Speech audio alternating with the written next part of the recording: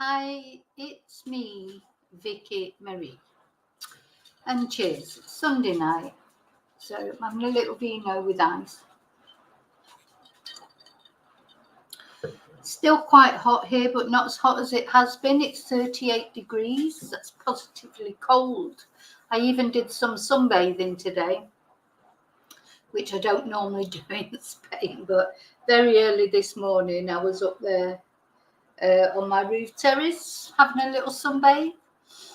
Hello, Princess. Hi, David. I'm not sure if Chumba's here or not. She was here earlier, but she may not be here. Now, I'm sorry that about the time. So when I was setting the time for this live, I thought, I'm going to try and do a later one, after I've eaten rather than before. And it all felt like a good idea at the time. And then as the day went on, I just thought, I'm not going to be awake at 10 o'clock at night. Hi, Shelley. Hi, Tina. So I changed it, and I'm sorry. It's a bit of a pain that it makes no difference to you, I suppose, Shelley. I don't know, but I know that a lot of my viewers that are in the UK, but of course I'm an hour ahead, and I'm not a nighttime person. So anyway, so I thought, no, I've got work tomorrow, so I'll stick to the earlier one on a Sunday, but maybe one on Friday. When I'm doing the Friday live, I'll try and do a later one, which will be like 9 o'clock your time, well, UK time. Hi, Maltese. Oh, Princess. If you've messaged Chumba to try and wake her up because she might be asleep. Hi, Audibod. I looked up your... Hi, Jackie. Thank you. Hi, Maltese. Yeah, I looked up, what you were telling me about the DNA when we were on the DNA video the other day, and you were telling me about that case in your family. Gosh, and I looked up, I may do a video about that one day, because was it your sister, I think, isn't it? Her husband. Must have been awful for her. And the same for this case that we're going to talk about tonight. For this guy's wife, because he was married for years. You're awake. You're always, it was your aunts. Yeah, how awful. I mean, these are the forgotten victims, aren't they, really, as well? The families, the people that had no idea, didn't know anything about it. And then suddenly sort of wake up one morning, the police are at the door, and it turns out that their partner or their mother or father or son or daughter has got this side to them that they didn't even know about. So that comes up tonight, in this case tonight, with the, he's got so many nicknames, this guy. Look, of course, I've moved my notes now, so I was looking for that. But he's got quite a lot of nicknames, Mr. DeAngelo. But we're going to look at that anyway. So first of all, I just want to say thank you so much to everyone who has liked my videos. Please remember to like, subscribed, viewed, shared, all those things. Thank you so much. I'm 5 subscribers off sort of reaching a milestone. To hit 2,400. I'm on 2,395, which is fantastic. And it's thanks to all you lot who listen to me rambling on and seem to enjoy it for some unknown reason. But anyway, thank you for that. So I just want to say thank you. Thanks to all my members. Thanks to anyone who sent me a super or a Ko-fi or what's the other thing, PayPal. Thank you so much. All those things just make such a big difference. So, okay, are we all ready? As you can see, you're all just having thank you, Princess. Oh, and that reminds me, because Princess quite often sends me emails with cases or interesting videos, as do a lot of my subscribers, and I love that. I get lots of, interesting things in the emails that, I haven't seen, and I've got this sort of list of as I think I've said before, I literally could be making videos 24 hours a day. I enjoy making the videos. There's always another case. There's always, and it's all sorts of different things interest me. It's not only murders and things like that. Like the case of the autistic girl being arrested, and then the DNA, the changes that DNA has made in our lives and things like that. So I hope I make interesting content. That's the idea. Most of the time, I make content that I find interesting and hope that you'll find interesting as well. So it's sort of a mixture of the two, isn't it? If somebody sends me some information and I think, oh, that's interesting for me, and if it's interesting for me, it'd probably be interesting for all you too. Anyway, so this serial killer Sunday, I always do a serial killer on a Sunday, and this one ties in nicely. It's one that I've been meaning to. There's so many that I've been meaning to do. Unfortunately, there's a lot of serial killers, and like last week, I did that lesser known serial killer, the inspiration for Dexter, the guy from Brazil. Pedrolino, and that was interesting to do someone that nobody had really much heard of. Now, this particular guy tonight, I think you'll have heard of. I would imagine you've heard of, maybe not. I mean, he's American. His name is Joseph James DeAngelo. I'm going to show you a photo of him, first of all. Did you know about him? But he's particularly famous because he got away with his crimes for a long, long, long time. And it is DNA that caught up with him in the end. And he must have been, he was in his 70s, so he must really have been thinking, let's just show you this.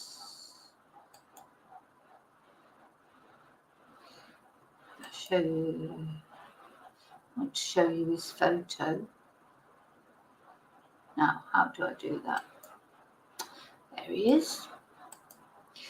So, this was Joseph when he was young. He was in the police, for much of the time that he was committing his crimes. He was a policeman. Yeah, we're not feeling it for policemen at the moment, are we?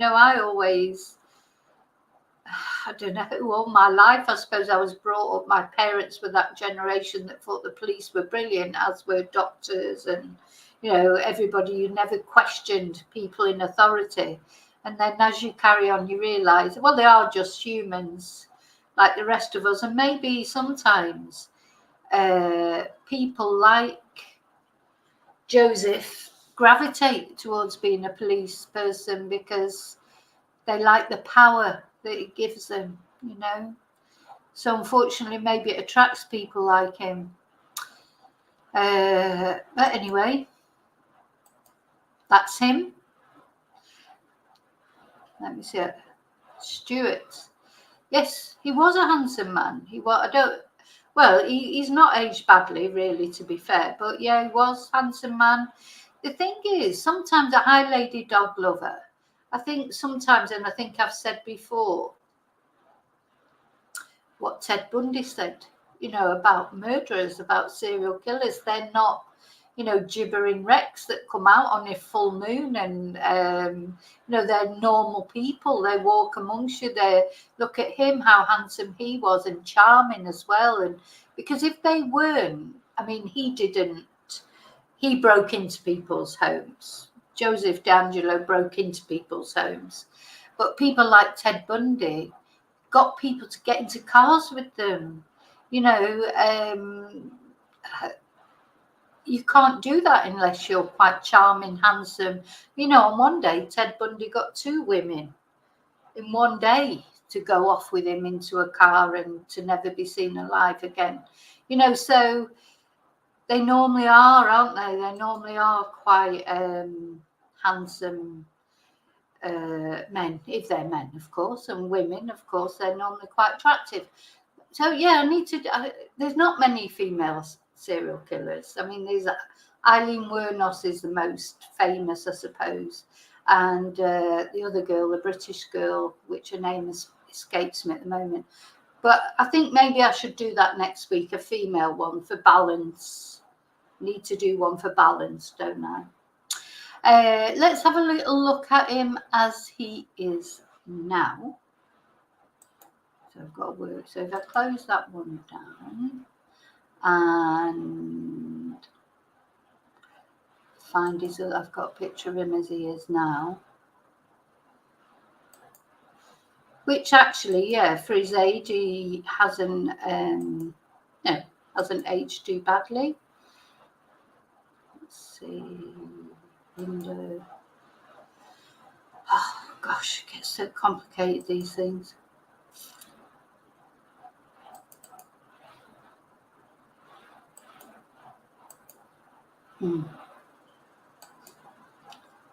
I will get there in the end. Window.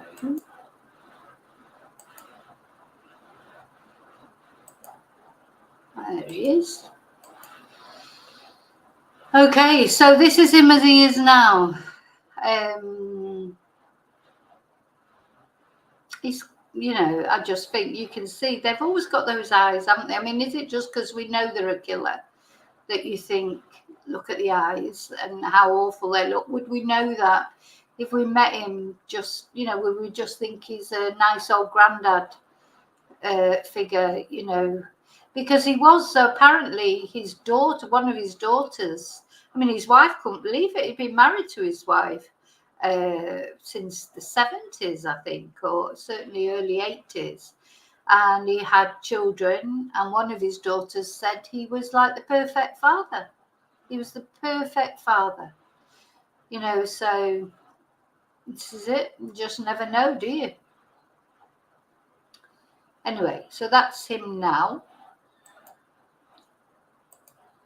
And while we're looking at his photo as he is now, oh, Shelley, what's the matter? Look, people always, Princess, a young boy aged 14, missing over your way. Anyway, sorry, don't let me start reading the chat, because then I'll forget to get on with the description, the show, if you like. Okay, so this is Joseph James DeAngelo now, and he is, of course, in prison now. But gosh, he really must have thought he'd got away with it. Let's just hear a little bit about him. I'm going to look at Wikipedia, which explains, obviously, Wikipedia is always good for information about someone. So, Joseph James DeAngelo Jr, born on November the 8th, 1945. So, how old does that make him? 77? He's 77. God, these evil ones, they always live long lives, don't they? It feels like that sometimes. Anyway, he's an American serial killer, rapist, burglar, and former police officer. And he's committed at least 13 murders, 51 rapes, and 120 burglaries across California between 1974 and 1986. Now, I found that interesting because it seems like after 1986, he just didn't do anything after that, or that's how it seems. So, you know, I expect the police maybe thought he died or something, you know, because serial killers, they don't normally stop, do they? Or it takes something to stop them. But it has happened with Dennis Rader. He stopped when he had his children and everything. Maybe that's what happened with Joseph. Maybe he just lost the urge to do it, you know. But he married his wife, Sharon Marie Huddle. It was his second wife, in 1973. Actually, no, sorry, it wasn't his second wife. He'd had a long-term relationship before, which he never really got over. But he married this wife, his only wife, in 1973, and they got divorced in 2019, which is the year after he was, you know, caught and convicted. So they were married for an awfully long time, weren't they? So they were married for 40 odd years, and they had 3 children together. So you just think how that must have been for her. So apparently, on the day that they turned up to arrest him, he said to them, "I've got a roast in the oven." He was making a roast dinner. So they just said to him, "Oh, well, we'll look after it." Anyway, so that's him. That's him as he is now. Now, what happened with Joseph? Of course, you know, the times that he was committing his crimes, we didn't have the advanced DNA evidence that we've got now. So it was quite it wasn't until I think it was 2001. It wasn't until 2001 that these crimes were actually all put together. So that's why he's got several nicknames, because he was known as the East Area Rapist, because he started off with rapes and burglaries, and he progressed to murder later on. But later on, so he started off as the East Area Rapist, and then he became the Night Stalker in other counties, which is when he started actually murdering people. Now, of course, I don't know how much you know about the Night Stalker. This nickname was attributed to, he's another one that I need to do one day, Richard Ramirez. He was the Night Stalker. He was given the nickname of the Night Stalker. So then Joseph, although they didn't know who he was then, his nickname changed to the original Night Stalker. So at this time, they didn't know that the East Area Rapist and the original Night Stalker were actually the same person. So he's believed to have taunted the police. He made several phone calls to his victims. This is something that this current serial killer, that Rex, the Gilgo Beach killer, he was doing that, wasn't he? Taunting the victims and their families.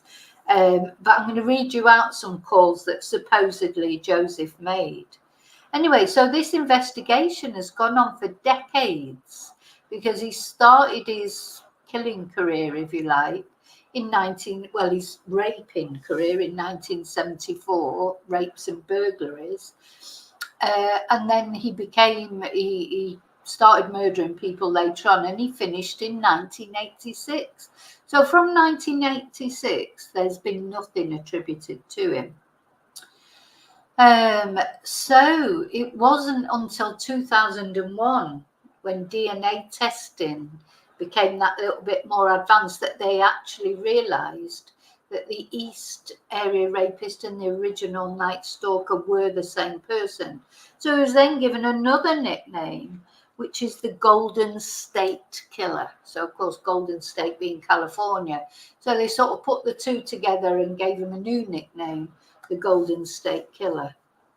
And they, in 2016, for whatever reason, I mean, it's good that they don't let go of these things, because at the end of the day, in 1986, he had stopped, as far as they knew.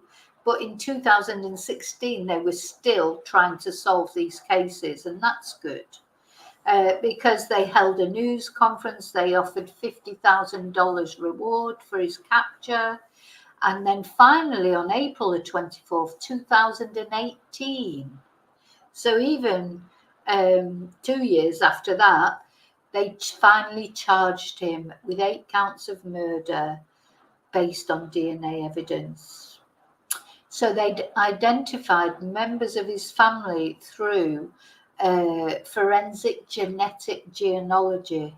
So his family had sent off, for whatever reason, their DNA to various databases, and that's how he was caught. Now, unfortunately, the rapes that he committed in the 1970s, he couldn't be prosecuted for, because the statute of limitations had run out. Why is there a statute of limitations? You know, I don't get the statute of limitations. Shouldn't matter how much time has gone past, in my opinion.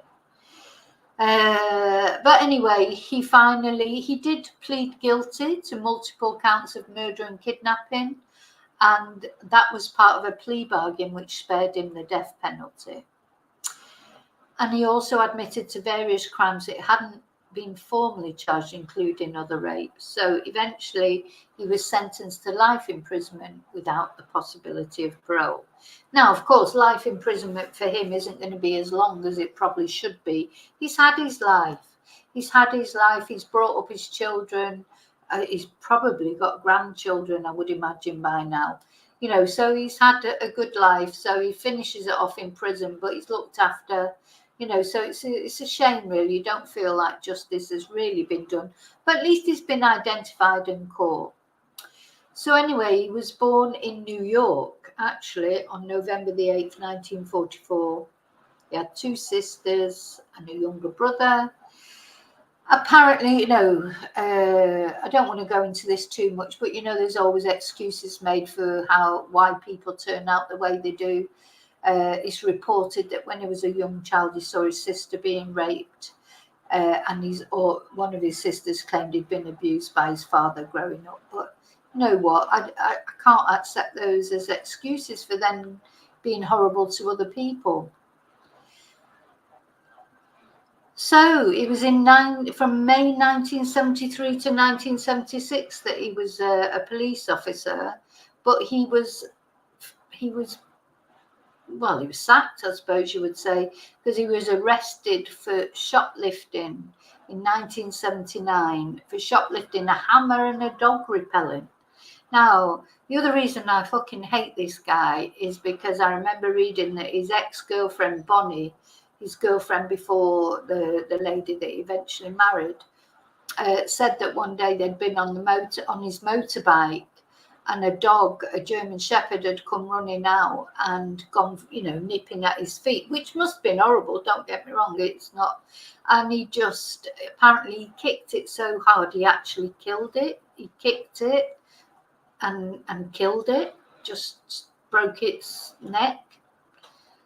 So he didn't like dogs. A lot of the arguments he had with his neighbours, etc., were about dogs. Anyway, and that was this nursing student that he went out with, Bonnie. She broke off their relationship in 1971 because it became manipulative and abusive. And he tried to force her to marry him by threatening her with a gun. Anyway, finally, in November 1973, he married Sharon Huddle. And this was the poor, unfortunate woman that spent the rest of her life with him, the rest of his life until he was actually arrested.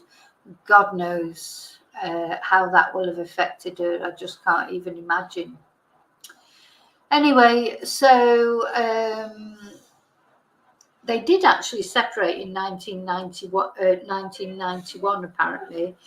But she didn't divorce him until after his arrest. Okay, so there's many instances where he sort of had outbursts, etc., angry outbursts, etc. Now, what I want to talk about now, let me just go back to the chat and just make sure you're all okay. Hi, Hannah. Just make sure I haven't missed anyone. You're all chatting, so you're fine. Oh, yeah, Stuart's a good boy. Right.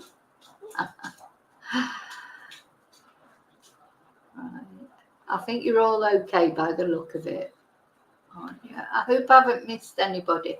If I've missed anybody, I'm sorry. I don't think I have. So going back to good old Joseph. So I'm not going to go through all these crimes, etc., because there are that many of them, to be honest. It's difficult because it's hard to mention all these victims because there are literally so many of them. And I like to concentrate on the victims. But I just want to show you this. So there's no names, unfortunately, of the victims. But what I want to show you here, because I think it just, when you actually look at the list, this is just the rapes that he did, 51. And, it is a lot, obviously, it sounds a lot in your head. But when you actually look at it, I just think, when you look at it like this, actually on Wikipedia, when you actually see the list here and you go down it, so it started in 1976. It's how long it takes you to scroll down. I said there's no names here, just the areas where it happened. It's just, you know, you just can't believe it. So it started in, I say 1976, as far as we know. I mean, there may have been others. These are some of the photo fits that they made at the time. But anyway, and then these are the murders, again, that we know of. And there are 7 murders. So let me just go back. I think I might go back to his picture now so we can have a look at him.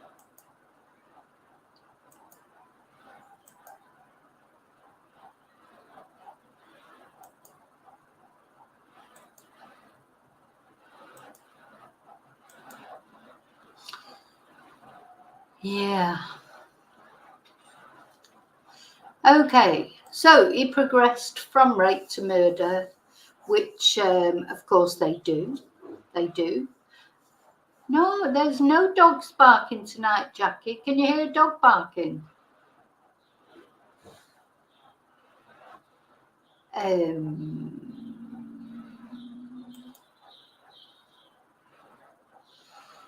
He did some of them while he was a policeman, Stuart. Not all of them, because he was only a policeman because he got sacked from being a policeman because of shoplifting. Let me see, when did he finish being a policeman?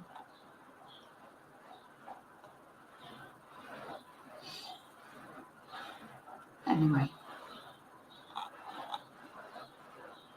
Yeah, he was a policeman from May 1973 to August 1976.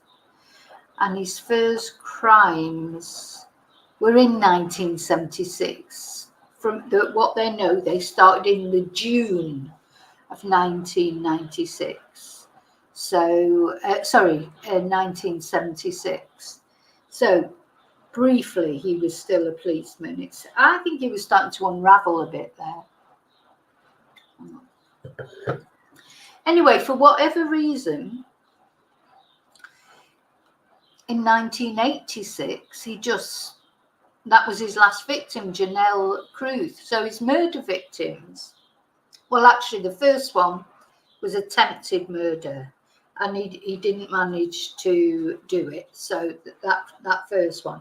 Second one was Robert Offerman, because what he started doing then, when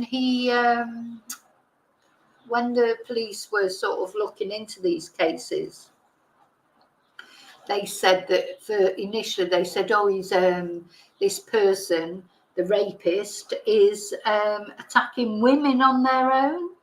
The East Area rapist is attacking women on their own. So he changed his modus operandi, and he started attacking couples instead. And he said it was because, or it's supposed that it was because he did it, he thought he would be less likely, that women on their own had become so aware, etc., because the police had said, oh, he always attacks women on their own. So he then started attacking couples, and so what he would do would kill the man and the woman. He did that several times. But anyway, yeah. So I'm not going into all the gory details of the crimes. What I want to talk about now, he made a few phone calls, or they think it was him. So in 1977, somebody who said they were the East Side rapist phoned the Sacramento County Sheriff's Office 3 times, but none of them were recorded. And he said, I'm the East Side rapist and I have my next victim already stalked, and you guys can't catch me.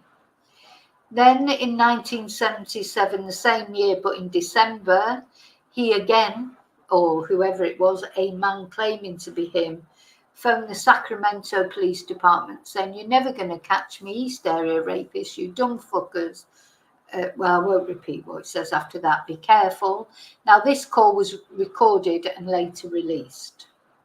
And as with the previous call, the next victim was attacked that night. So they've got reason to believe that it was him.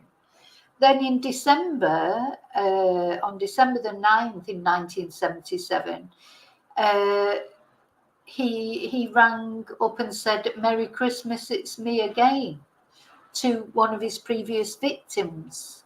And she attributed it to her attacker. I mean, it's horrible enough to be a victim, isn't it? But the thought that they then afterwards phone you up or find, and he's been doing that Gilgo Beach killer, that Rex, whatever his name is, he was doing that. He was finding out details of finding out where his victims lived and phone numbers and phoning their family, sisters, etc. Anyway, and then on December the 10th, so the very next day, 2 identical calls were received by the police saying, "I'm going to hit tonight in what avenue?" They were both recorded, and the caller was identified as the same person who placed the call on December the 2nd. And there was, because what this guy did, anyway, a masked man eluded officers after being seen bicycling on the Watt Avenue Bridge. And when he was spotted again at 4:30, he discarded the bicycle and fled on foot. The bicycle had been stolen. He quite often went around on a bicycle. When you think about it, it's quite clever, that really, isn't it? Because, you know, cars obviously can be traced and that, and they make a noise as well when they pull up at people's, pull up at places, and that bicycles are silent. Quite often, I've heard of crimes being done with bicycles. Anyway, then in 1978, on January the 2nd, so not long after, the first known rape victim received a wrong number call asking for Ray, and the call was recorded and identified by the victim as the voice of her assailant, and he said, "I'm going to kill you, bitch, bitch, bitch, fucking." So not nice. And then on the 6th of January, so just a couple of days after that, in the same year, a man claiming to be the East Side rapist called the Contact Counselling Service and said, "I have a problem, I need help because I don't want to do this anymore." And after a short conversation, the caller said, "I believe you are tracing this call," and hung up. Then there were several other calls later on, 1982, between 1982 and 1991. Previous victims received calls at their workplaces, etc.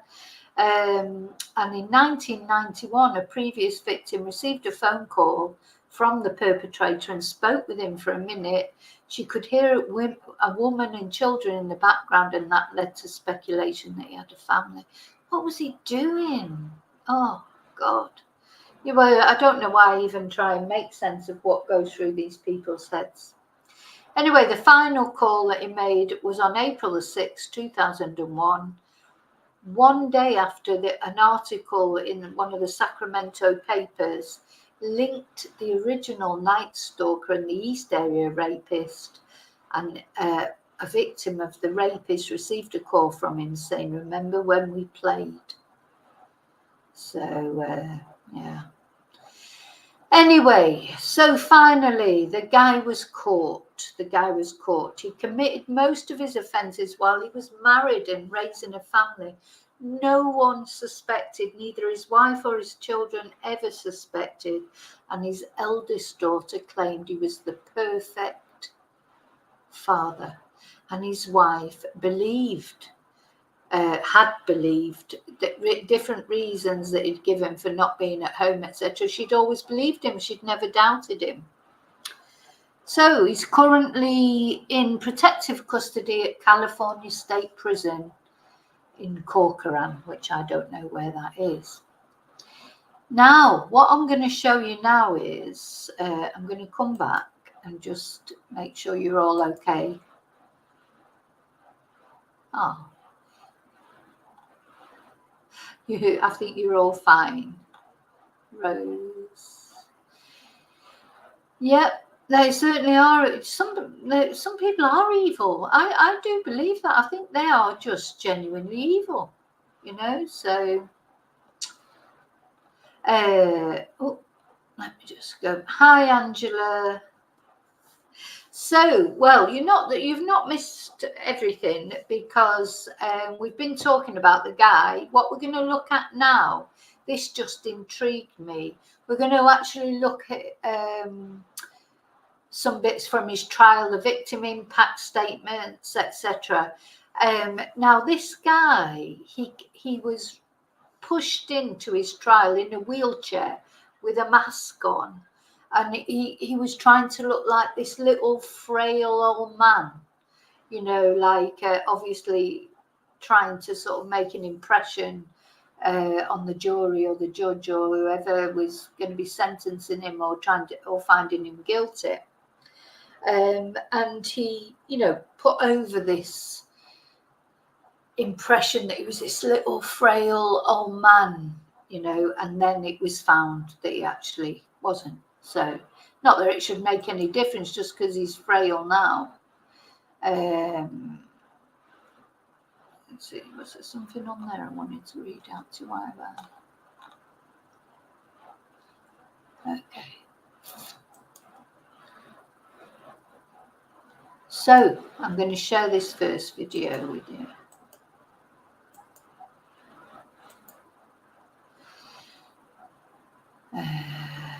Yeah.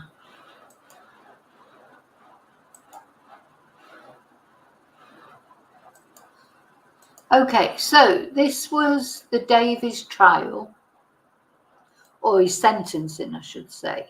So let's see. Look, this is him now. So he's got his mask on. Man known as the Golden State Killer learned his fate today after a week of heartbreaking testimony from his victims. But is the serial killer really as frail as he appears to be in court? Prosecutors are now saying he's faking it. Is the Golden State Killer faking that frail old man appearance? All this week, we've seen 74-year-old Joseph DeAngelo confined to a wheelchair. All rise. He sat disheveled and showed zero emotion as he listened to all those heartbreaking victim impact statements as woman after woman bravely faced him down. He's a selfish, sadistic, calculating, cruel, pathetic piece of scum. Michelle Cruz, whose sister Janelle was slain by DeAngelo in 1986, says his lack of reaction left her frustrated. Didn't matter what I said. I don't think I got a reaction out of him. He just sat there and stared out. Now prosecutors say DeAngelo is faking it. Sacramento District Attorney Anne Marie Schubert just released this video showing the monster. So there he was, all, oh, you know, poor me, I'm just like a little old man, and, you know, oh, please feel sorry for me. And then they took this video of him inside his cell. Did you see what he just did then? Oh, because the reason he's doing this, apparently whenever he attacked anyone, went into someone's home, he was, what he would do straight away was get rid of any light in there. So he would put like towels over lamps or televisions, or he didn't want any light whatsoever. So what he's doing here now in his cell, he's trying to get rid of the light. So let's watch him. Uber just released this video showing the monster springing up on a table. Do you see how he just hopped up on there? I mean, I couldn't do that. Now at my age, I don't think I would be struggling to do that. They just literally hopped up in his cell to fix a light. Here, he's exercising. And here, he's wiping the floor with a rag under his shoe. Somebody said there's a method to his madness. And I think Mr. DeAngelo is very calculating and cunning and doing whatever he can, whatever's in his own best interest. None of Bow your heads. When participants were asked to bow their heads in memory of his... Yeah, when participants were asked...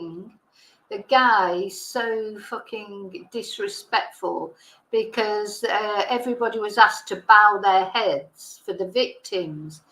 He just looked straight. I mean, look at his eyes. My God, the mask actually does show off. I mean, earlier when he had the mask on, I actually thought it was a photo until he actually blinked. I didn't realise that wasn't a photo because he's just so sinister, not moving. Anyway, so yeah, everybody was asked to bow their heads, but no, not him. Asked to bow their heads in memory of his victims, DeAngelo kept staring straight ahead. He finally stood up, removed his mask, and spoke. This is the first time we've heard him utter a word since his arrest 2 years ago. I've listened all. Just watch how he's like trying to give that shaky old man's voice, and like he can't really quite breathe properly. It's all an act, I think. All your statements, each one of them.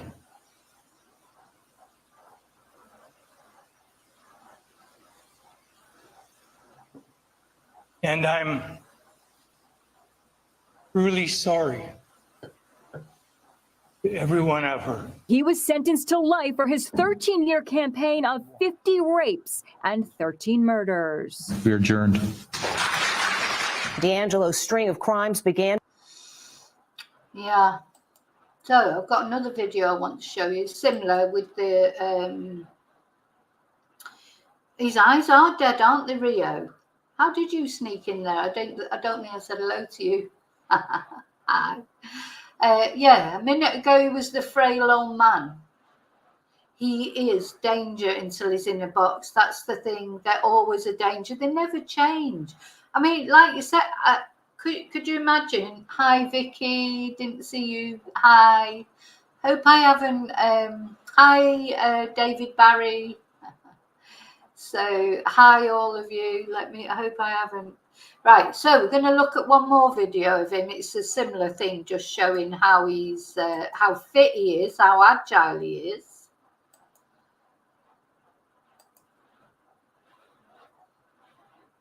Let's go back to the beginning. This is June 1st, just a couple weeks before he pled. He's not a feeble old man, as he portrayed himself to be on June 29.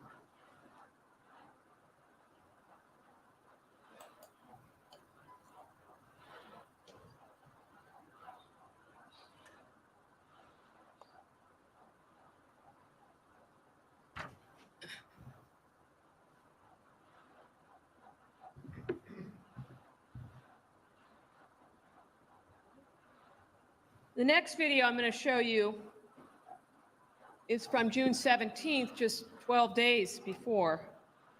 And before I play this, I ask you to watch it closely. Watch it for what he does. Watch his flexibility, watch his dexterity, watch his mental drive. Think back on the crimes that he committed. Think back about what he did to escape. Think back what he did to shadow the light.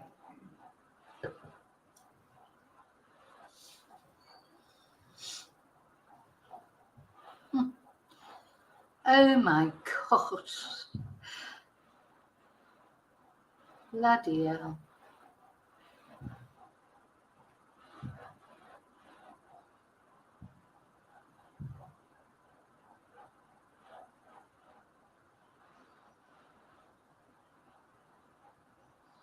He's trying to shut the light out. It doesn't like light.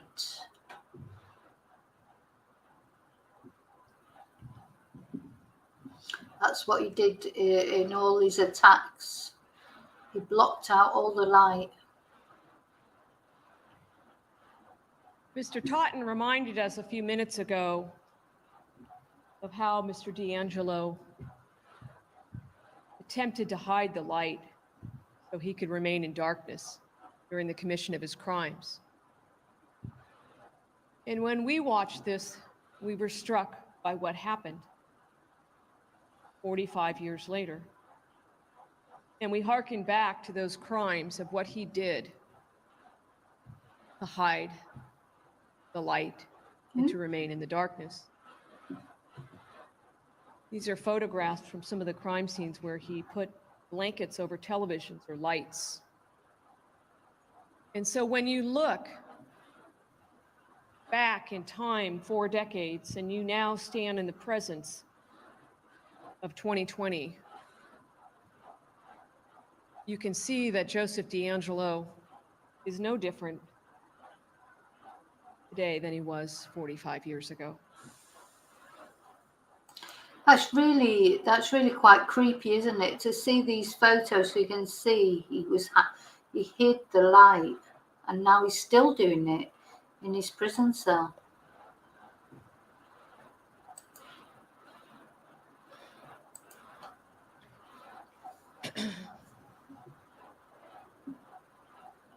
And lastly, just a couple weeks ago, as you see on the top there, again, he's moved to a new cell, I believe, and he's got light once again covered with papers.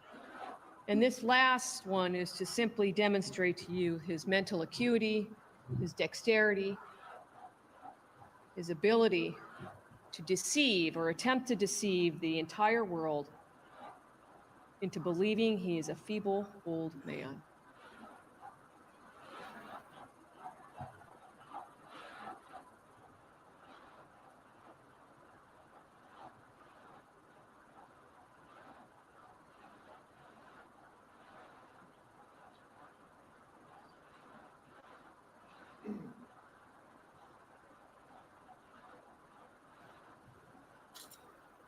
God, my God, it's like yoga.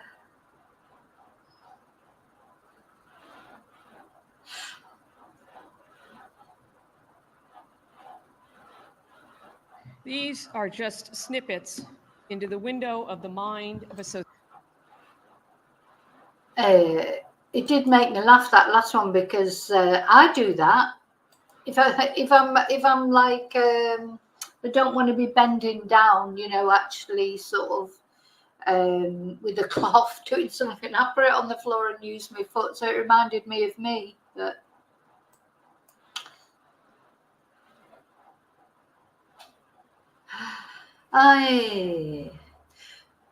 yeah, it could be from his childhood. I don't know, but just amazing, isn't it? I don't know. It is a good way of wiping the floor. If you can't be bothered to get the mop out, I quite often do that. So I'll just spray the floor or get some kitchen roll or whatever. Can't be bothered getting the mop out and put just like give everything, wet the kitchen towel and go around it with my foot. Better than sort of bending down to do it. But I mean, he's in his sort of mid to late 70s there. So anyway, so that is him. That is Josie. He is at last where he belongs. But can't help but feel, I know it's not nice being in prison, of course it isn't, but he is being looked after. He's having, he was living on his own, I think. So maybe he's thinking, oh, I'm not doing too bad here, really, because he's going to live out his last years being looked after. He's probably, oh, thank you, Chumba. He's probably at a point in his life where he's probably not going out that much and doing that many things and what have you. So now he's got doctors looking after him. He's got, his 3 meals a day. He's got no bills to worry about. I don't know. But anyway, I don't know what the other answer would be. At least he's been caught. He must have thought, my God, I bet he nearly died when they turned up at the door. This is what I love about DNA. People that are, sat there, they're sort of thinking they've literally got away with murder, and they just never know when that knock might come on the door and they might, get caught. So, yeah. Oh, thank you. Yes, press the like button for me. I don't know how many likes I've got because I can't see on here.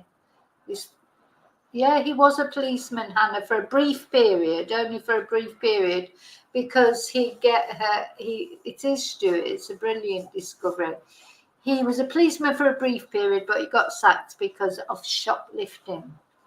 So a hammer and a dog repellent spray. So why did he do that? I mean, it's just ridiculous. Anyway. Oh, those are nice hearts, Princess Tippy Toes. Okay, so that's the story of Joseph. It's more than just Joseph DeAngelo. You call him Joseph. Joseph something DeAngelo. Anyway, it doesn't matter. Now, he wrote some poetry as well. But I don't think I want to read it out because it gives me the creeps. Yeah, Joseph James DeAngelo Jr. Now, luckily for his parents, I mean, it seems that his father was abusive. One of his sisters said that, but, you know, we don't know. Luckily, his mum will have never got to find out, you know, what happened, what her son became. I'm glad for her for that reason. But just looking at his face there, he looks so evil. He looks so evil. It reminds me, you know, when we were talking about Dexter last Sunday, because that guy, Pedrino, the Brazilian serial killer who only killed killers, who was supposedly an inspiration for Dexter, the series Dexter. There was one of the episodes in that, I don't know if you remember, where he killed a serial killer, an elderly serial killer. Don't know if you remember that, but it always. I wonder if it was based on this or whether that Dexter thing might have been before this happened. But anyway. Oh, Maggie, yes, I've nearly finished. Yes, sorry. And Vicky, I know, well, you can watch it again, can't you? At least you're here to say hello and goodbye because I'm going in a minute. Sorry. I need to try and do a later one now. It's just that I know what I'm not a nighttime person. And if I try and do a later one, I will try. I'm going to try next Friday when I do the Friday live. I'm going to try and do a late one rather than an earlier one. So I haven't got work the next day, so I don't have to be up early in the morning. I can do a later one. I'm just hoping, you know, you can see I'm sort of flagging a little bit now. I get tired, you know, because it is nearly 8:30 here, which I know is not late, but it's late for me. Believe me, I've got, you know, by the time I've eaten and what have you. But, oh, Sunday roast. Oh my God. I mean, I love Sunday roast, but the thought of having a Sunday roast, it is boiling here still. So, well, it's only 36 degrees. So it's probably about 8 degrees less than it was last time. Oh, Maggie, you always watch the end before the beginning. Yeah. So Sunday roast, that's what this guy had in the oven when the police turned up to arrest him. The police turned up to arrest him and he said, I've got a roast in the oven. And they said, oh, we'll take care of it. So I wonder what happens to that sort of thing, you know, what happens to their house. And anyway, that's a whole nother video. So thank you all for being here with me as usual. Press the likes on the way out. And I will see you really soon. I'll see you tomorrow, I'm sure. I'll see you really soon in the next video. And until then, may your God go with you. And remember to always live in love. Oh, sorry. Can I let you know? Sorry, I missed that. Can I let you know about a 14-year-old gone missing around the end of July and they've just brought it to the public? Yeah, of course you can. Where is that? Where is that? Yeah, he didn't have the chance to eat it, Jackie. Shelley, can you let me know on my Vicky Marie chats at Gmail?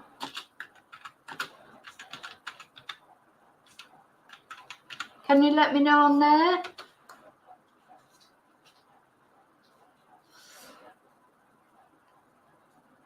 Lancashire Police site. Okay, I'll have a look at it. Thanks for letting me know. Okay, so remember to always live and love very carefully, very wisely. I'll see you really soon in the next video.